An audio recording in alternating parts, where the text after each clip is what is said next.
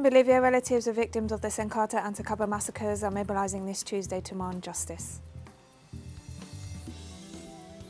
Amid protests by small farmers and indigenous organizations in Ecuador, President Lasso proclaimed a state of emergency for 60 days under the pretext of fighting delinquency. Lebanon's President Michel Aoun met with the executive director of the International Monetary Fund on Tuesday as the government seeks a bailout to tackle its economic crisis. From the headquarters of teleSUR English in Havana, Cuba, this is From the South. I'm Katrina Goss. We begin in Bolivia, where relatives of the victims of the Senkata and Sacaba massacres mobilized this Tuesday to demand justice. Social movements and human rights defenders joined the 200-kilometer march from the town of Caracollo to La Paz to demand the legal proceedings advance for the conviction of former de facto President Janine Áñez and the other figures responsible for the acts of violence perpetrated in 2019 in the context of the coup against the government of Evo Morales. The demonstrators denounce delays in the process and demand the imprisonment of all of those responsible. They also called to observe the recommendations of the interdisciplinary group of independent experts of the Inter-American Commission on Human Rights, which in a recent report confirmed the massacres that left at least 38 dead and over 100 wounded and proposed reparations for damages.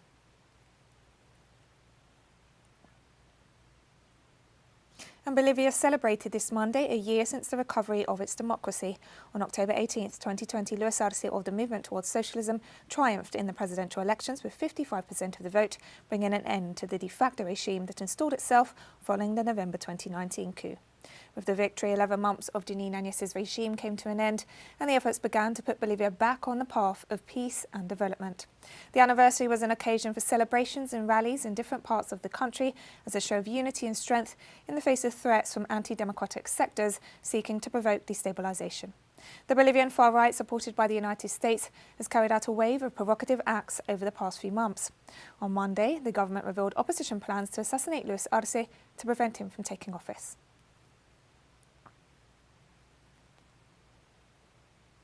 And as mentioned, the Bolivian government revealed details of a plot to assassinate then-President-elect Luis Arce a year ago, using mercenaries hired by the de facto regime of Janine Áñez.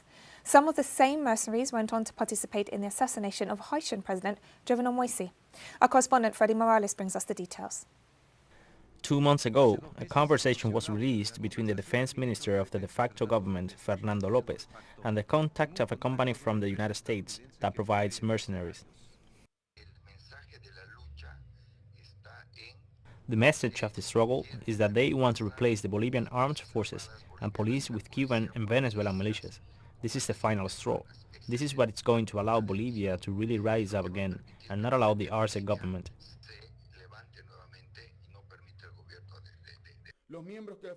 The people who carried out this terrible act were recruited by Mr. Arcángel Pretel Ortiz, who is the liaison of the so-called CTU security company, which stands for Counterterrorism Academy, with headquarters in Miami and directed by a well-known Venezuelan opposition member, Mr. Antonio Emanuel Intriago Valera.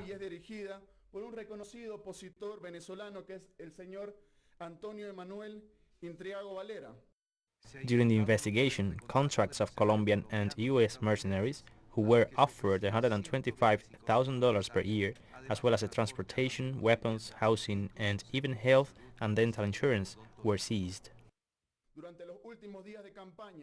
During the final days of the campaign, we created a safety barrier around our candidate, now President Luis Arce Catacora, and we took all the necessary security measures, such as not exposing him in open and crowded places. At least 5 hitmen were in La Paz for about a week between the days before and after the election of October 18, 2020. All of them were part of the group that assassinated the president of Haiti afterwards. For his swearing-in ceremony, we placed security details around Murillo Square to ensure his safety even inside the Plurinational Legislative Assembly, because we believed that this assassination could be carried out on his assuming office. President Luis Arce confirmed that an attempt was made against his life and responded to what he called the criminal right wing with a quote from socialist leader Marcelo Quiroga Santa Cruz, when he proposed to persecute dictator Hugo Banzer.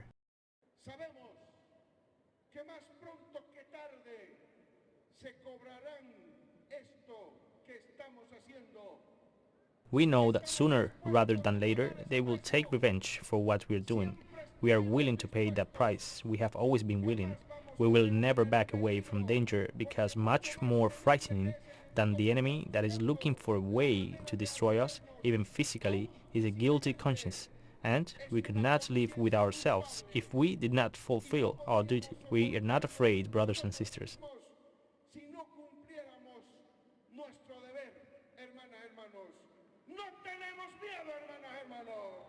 The contact person for hiring the mercenaries is a 51-year-old Bolivian who was imprisoned in Santa Cruz for a series of crimes and has been transferred to the maximum security prison in La Paz. It was announced that authorities will seek the extradition of the mercenaries who were imprisoned in Haiti for assassinating the president of that country and who appears in the Bolivian assassination plot.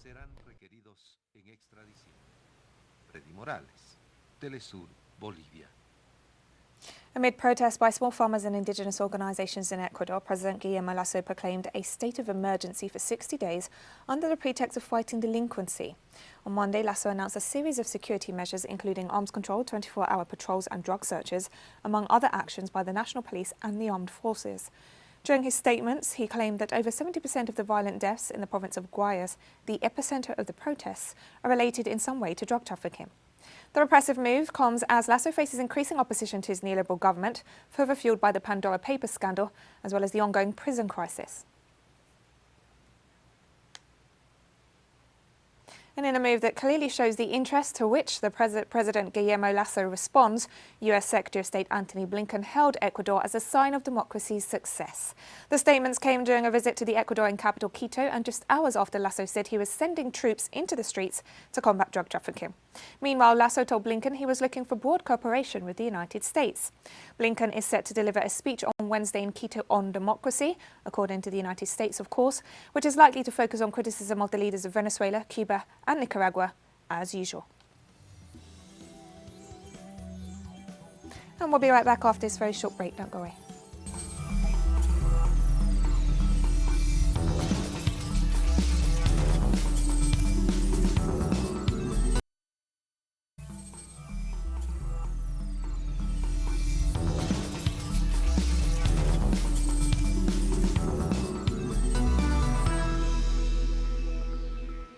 Welcome back to From the South. Artist, activist and writer Luis Manuel Olivero, a US citizen born in the Dominican Republic who had lived in the Brazilian city of Rio de Janeiro for 10 years, was killed on October 10th.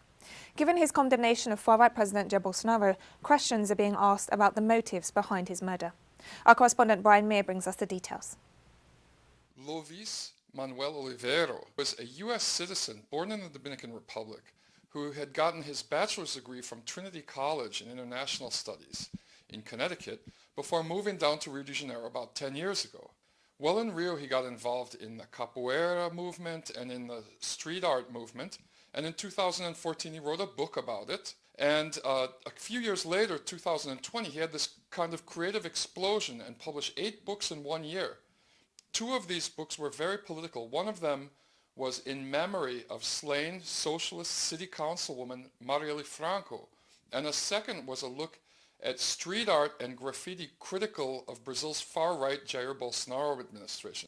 These 2 books are causing people to think that foul play was involved in his murder last week. As he was walking up Balthazar Lisboa Street in the middle-class Tijuca neighborhood of Rio de Janeiro, a car drove up and multiple gunmen opened fire, hitting him in the head and the chest. Firemen arrived on the scene too late. He was pronounced dead.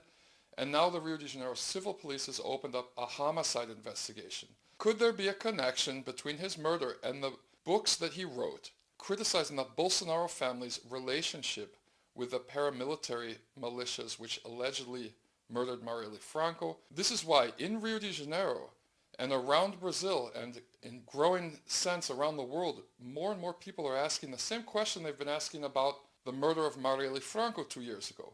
Who ordered the killing of Luis Manuel Olivero? Thank you, Brian.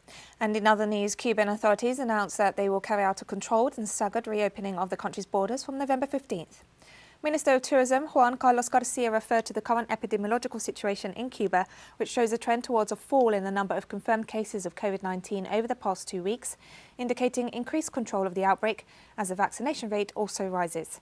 This favourable scenario will guarantee an increase in the number of flights and arrivals of international visitors once the reopening process begins. The minister also specified that the obligatory quarantine of international travellers on arriving in the Caribbean country will be eliminated as of November 7th and confirmed that by November 15th, the border entry PCR test requirement will also be eliminated. He also highlighted that by then, over 90% of the Cuban population will be vaccinated against the novel coronavirus.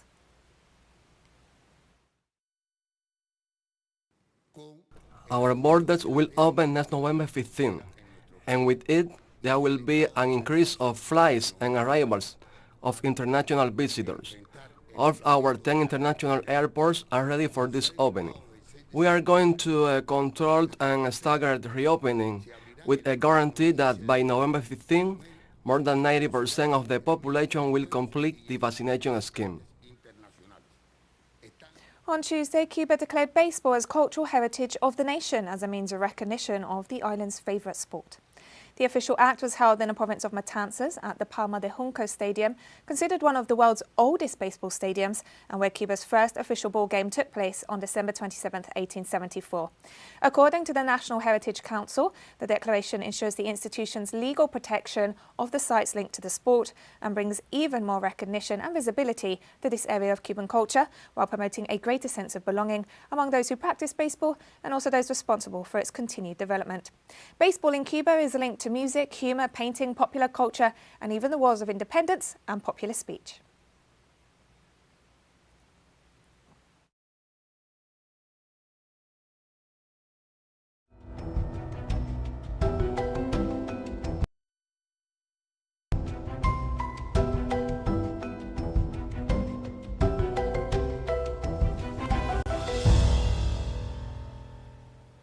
A month has passed since the eruption of the Cumbre Vieja volcano on the Spanish island of La Palma, and the volcanic activity continues. According to the latest evaluation of the situation by the local authorities, the lava flows have affected over 700 hectares of the island and have destroyed close to 2,000 buildings. The natural phenomenon also forced the evacuation of more than 7,000 people. Authorities also informed that air activity has been affected by the volcanic ashes, while classes were suspended in 2 areas of the island. The National Geographic Institute indicated that at least 14 tremors were registered in the early hours of Tuesday, as the volcanic activity shows no signs of stopping. And we have more stories coming up after this final short break. Stay with us.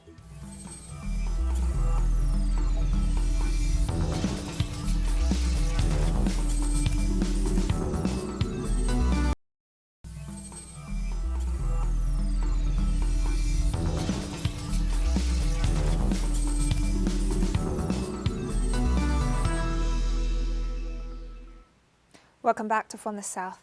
Lebanon's President Michel Aoun met with the Executive Director of the International Monetary Fund on Tuesday as the government seeks a bailout to tackle its economic crisis. While the government seeks IMF support to face what the World Bank has described as one of the worst economic crises since the mid-19th century, analysts note that what is really needed is political and economic reform to bring real change for the 82% of Lebanon's population living in poverty. IMF loans never come without strings attached. The fund's neoliberal policies when lending to heavily indebted countries include cutting public services, devaluing the local currency and removing subsidies, measures only likely to enhance social unrest. Lebanon's currency has already plummeted, with access to basic goods heavily limited. The country already has one of the most unequal wealth distributions in the world, and the removal of state subsidies will only accelerate this inequality.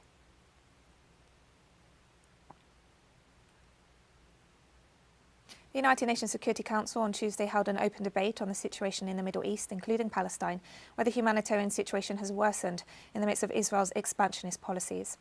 During the session, the UN Special Coordinator for the Middle East Peace Process, Tor Wennesland, presented a report on the situation, stressing that the situation in the occupied Palestinian territories continues to deteriorate and there has been no progress towards realising a two-state solution as supported by the vast majority of the international community. The UN official added that the security situation in Gaza remains fragile and the security dynamics in the occupied West Bank, including East Jerusalem, are deteriorating, including growing tensions in and around the holy sites.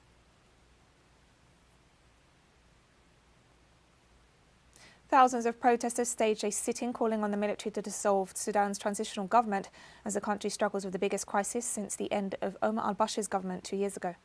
Al-Bashir was ousted by the army in April 2019 in the wake of mass protests driven by the Forces for Freedom and Change, a civilian alliance that became a key part of the transition.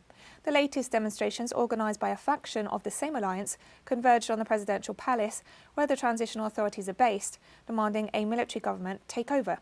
Prime Minister Abdallah Hamdok described the recent protests as the worst and most dangerous crisis of the country's precarious transition. Sudan has undergone dramatic changes since the ouster of its former head of state, who's wanted by the International Criminal Court on charges of genocide, war crimes and crimes against humanity in Darfur, where a conflict that began in 2003 killed over 300,000 people.